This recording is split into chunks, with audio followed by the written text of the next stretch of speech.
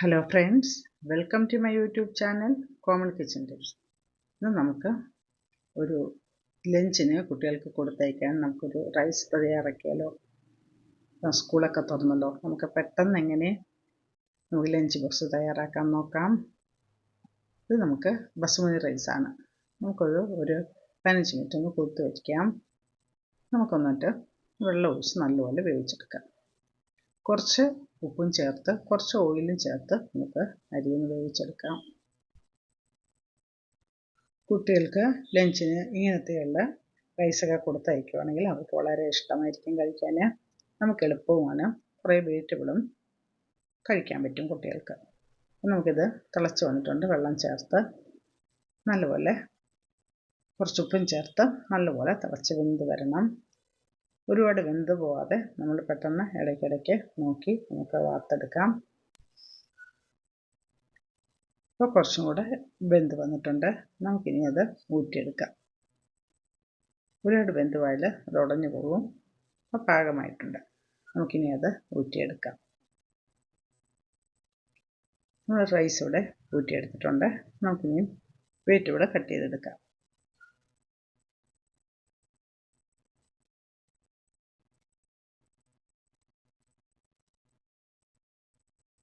നമുക്ക് ഏതെങ്കിലും ഒരു വെജിറ്റബിൾ വെച്ചിട്ടും നമുക്ക് ഈ റൈസ് തയ്യാറാക്കാം.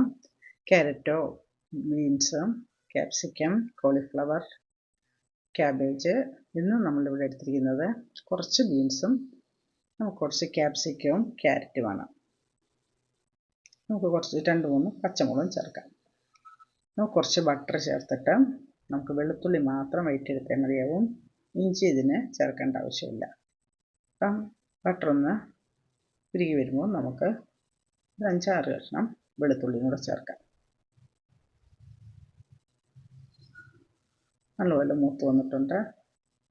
ഇനി നമുക്കിതിൽ സവാളയും ചേർക്കാം. സവാള ചെറുതായിട്ട് കട്ട് ചെയ്തെടുത്തതാണ്. സവാളയും ചേർത്ത് നമുക്ക് ബാക്കിയിരിക്കുന്ന വെജിറ്റബിളും കൂടെ ചേർക്കാം.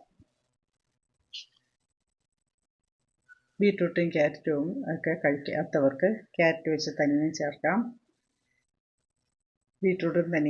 തനിയെ ബീട്രൂട്ട് മാത്രം വെച്ചിട്ടും റൈസ് തയ്യാറാക്കാം. കുറച്ച് ബട്ടറൊക്കെ ചേർക്കുമ്പോൾ വളരെ ടേസ്റ്റ് ആയിരിക്കും ആ റൈസിന്. നമ്മൾ 2-3 പച്ചമുളക് ചേർക്കുന്നുണ്ട്. ഇതിന് പച്ചമുളകല്ല, കുരുമുളക് മാത്രം ചേർത്താലും വളരെ നന്നായിരിക്കും. നമ്മളിവിടെ പച്ചമുളക് ചേർക്കുന്നുണ്ട്. അപ്പോൾ പച്ചമുളക് ഇടുവാണെങ്കിൽ കുരുമുളക് ഇടേണ്ട ആവശ്യമില്ല. നമ്മൾ ക്യാപ്സിക്കമൊക്കെ ചെറുതായിട്ടാണ് കട്ട് ചെയ്തെടുത്തിരിക്കുന്നത്. അതുകൊണ്ട് പെട്ടെന്ന് നമുക്ക് പാകമായി വരും. നമുക്കിനി കുറച്ച് ഓയിൽ വേണമെങ്കിൽ ചേർക്കാം. അല്ലെങ്കിൽ ബട്ടർ തന്നെ ചേർക്കാം. നല്ലപോലെ ഒന്ന് വഴറ്റിയെടുക്കാം. നമുക്ക് ബാക്കി വെജിറ്റബിളും കൂടെ ചേർക്കാം. നമ്മൾ ക്യാരറ്റ് കട്ട് ചെയ്ത് വെച്ചിട്ടുണ്ട്. അത് ഗ്രേറ്റ് ചെയ്തതാണ്. ഇതൊന്നും കുട്ടികളെല്ലാം നല്ലപോലെ ഉടഞ്ഞ് ചേരുന്നതുകൊണ്ട് കുട്ടികൾ ഇതിൽ നിന്ന് മാറ്റി വയ്ക്കത്തില്ല. വെജിറ്റബിളൊന്നും റൈസിൽ നിന്ന് മാറ്റി വയ്ക്കത്തില്ല. എല്ലാം ചേർത്ത് തന്നെ കഴിക്കും. അതുകൊണ്ട് ചെറുതായിട്ട് വേണം കട്ട് ചെയ്തെടുക്കേണ്ടത്. ഇത് നമ്മൾ ഗ്രേറ്റ് ചെയ്തെടുത്തതാണ്. അത് ഒട്ടും തന്നെ തരിയായിട്ട് കിടക്കില്ല. നല്ലപോലെ വെന്തുടഞ്ഞോളും. അപ്പോൾ കുട്ടികൾ ചോറിൻ്റെ കൂടെ അതെല്ലാം കഴിക്കും. നല്ലപോലെ എല്ലാം വാടി വന്നിട്ടുണ്ട്. ഇനി നമുക്ക് ഈസിയാണ് ഫ്രൈഡ് റൈസ് തയ്യാറാക്കുന്നത്.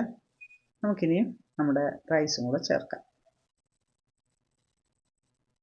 ഇത് നമുക്ക് തലേന്നേ ഊറ്റി വെച്ച് ഫ്രിഡ്ജിൽ വെച്ചിട്ട് ചേർക്കുകയാണെങ്കിലും വളരെ നന്നായിരിക്കും. ഇതിപ്പോൾ നമ്മൾ രാവിലെ തന്നെ ചെയ്തതാണ്. ഉച്ചയ്ക്ക് ലഞ്ചിന് അവർക്ക് നമ്മൾ ബോക്സിൽ ഇപ്പോൾ കൊടുത്തയക്കുകയല്ലേ. അപ്പോൾ രാവിലെ തന്നെ ചെയ്ത് കഴിഞ്ഞാൽ ഒട്ടും കേടാവാതെ തന്നെ ഇരിക്കും.